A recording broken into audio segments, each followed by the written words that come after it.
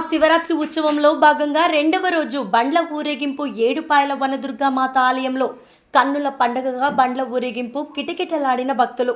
పొద్దంతా బోనాలను సందడి దుర్గమ్మను దర్శించుకున్న SC ST committee chairman Bakki Venkataiah, Narsapur శాసనసభ్యులు Sunitha Lakshma Reddy, collector Rahul Raju, RDO Jayachandra Reddy, additional SP Mahender, DSP Rajesh శనివారం సాయంత్రం ఏడుపాయల జాతరలో ప్రధాన ఘట్టమైన శకట బ్రహ్మోత్సవాలలో బండ్ల ఊరేగింపు కన్నుల పండగగా సాగింది. ఆనవాయితీ ప్రకారం పాపన్నపేట సంస్థాన దిశలో బండి ముందు ఏడుపాయల ఆలయ ఈవో మోహన్ రెడ్డి, చైర్మన్ బాలగౌడ్ కొబ్బరికాయ కొట్టి ప్రత్యేక పూజలు చేసి నాడు బండ్ల ఊరేగింపును ప్రారంభించారు.